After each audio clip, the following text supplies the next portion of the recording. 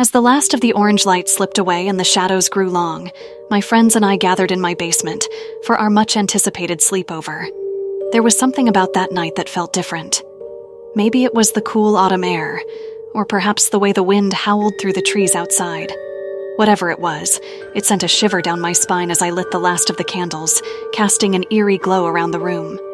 It was my idea to have the sleepover at my place. My parents were out of town, and my basement was the perfect spot for a night of horror movies and spooky stories.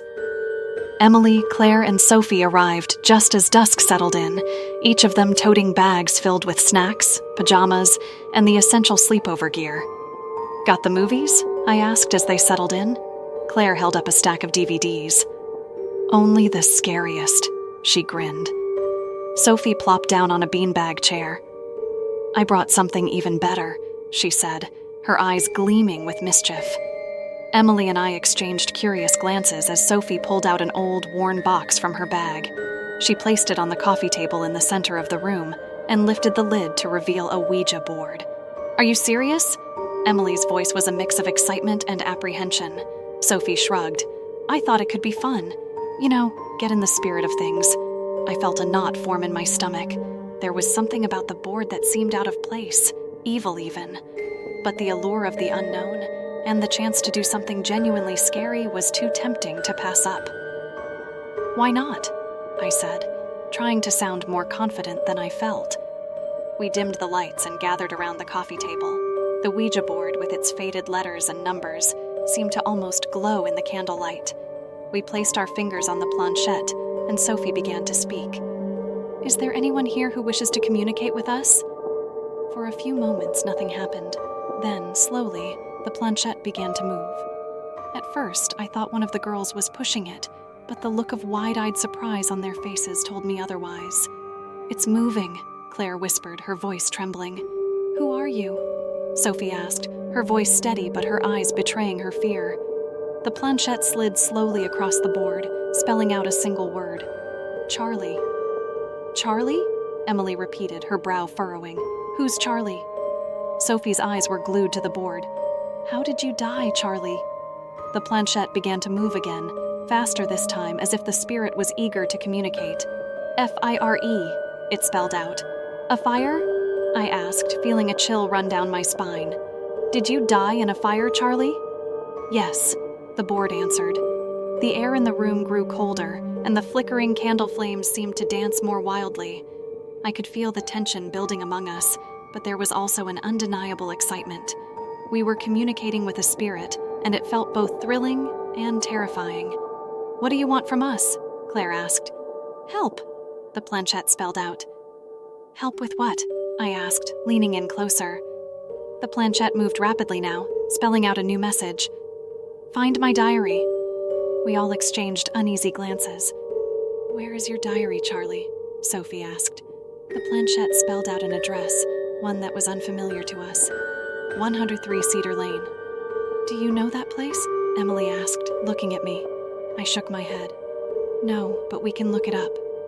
We decided to search the address online.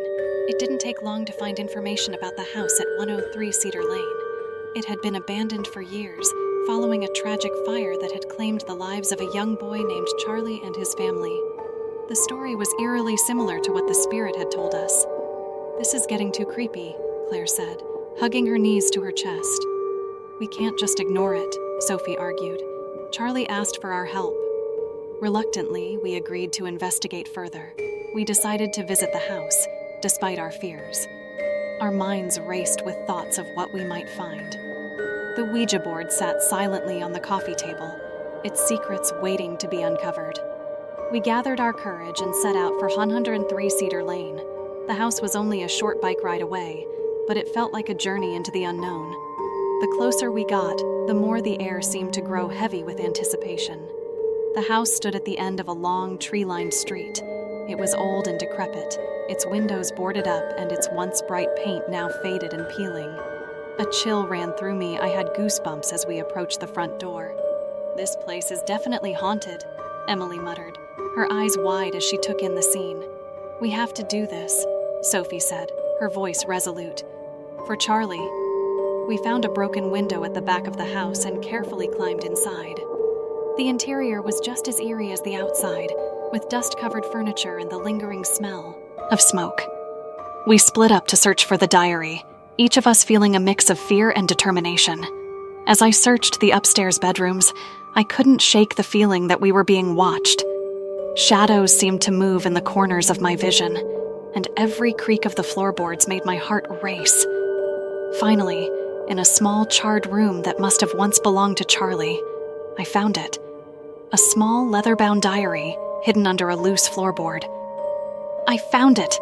I called out, my voice echoing through the empty house. The others rushed to join me, their faces pale with anticipation. I opened the diary and began to read. It was filled with the writings of a young boy, detailing his daily life and his fears. The final entry was dated the night of the fire. As I read the final entry aloud, a sense of dread settled over us. Charlie had written about a man he called the Shadow, a figure that had been visiting him in his dreams and whispering dark things. He was terrified of the Shadow, and the night of the fire he had seen it in his room. "Do you think the Shadow caused the fire?" Claire asked, her voice trembling. "I don't know," I said, my hands shaking as I held the diary. "But it seems like Charlie was trying to warn us about something." Just then, a cold breeze swept through the room, extinguishing the candles we had brought. The temperature dropped rapidly, and we huddled together, our breaths visible in the frigid air. "Charlie?" Sophie called out. "Are you here?" There was no response, but the feeling of being watched intensified. I could sense a presence in the room with us, something dark and malevolent. "We need to get out of here," Emily whispered, her eyes wide with fear. As we turned to leave, the door slammed shut, trapping us inside. Panic set in, and we pounded on the door, trying to force it open.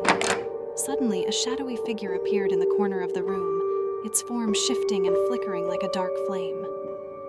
"It's the Shadow," Claire gasped, backing away. The figure moved closer, its eyes glowing with an eerie light. I could feel its hatred and anger radiating towards us. We were intruders in its domain, and it wanted us gone. "Charlie, help us," Sophie cried out, clutching the diary to her chest. The air around us seemed to crackle with energy, and the shadowy figure paused, as if struggling against an unseen force. The diary in Sophie's hands began to glow, and the shadow let out a guttural scream before vanishing into thin air. The door creaked open, and we stumbled out of the house, gasping for breath.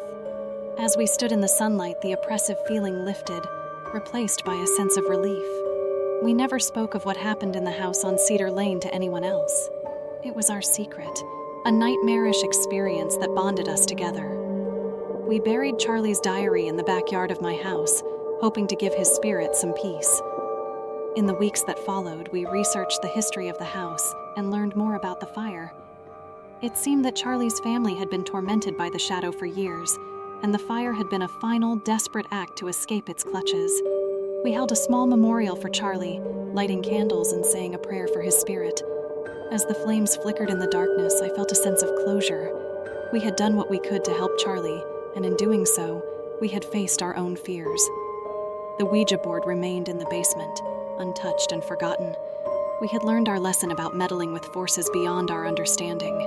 The memory of that night would stay with us forever, a haunting reminder of the unseen world that exists just beyond the veil. As I blew out the last candle, I whispered a final farewell to Charlie, hoping that he had found the peace he deserved.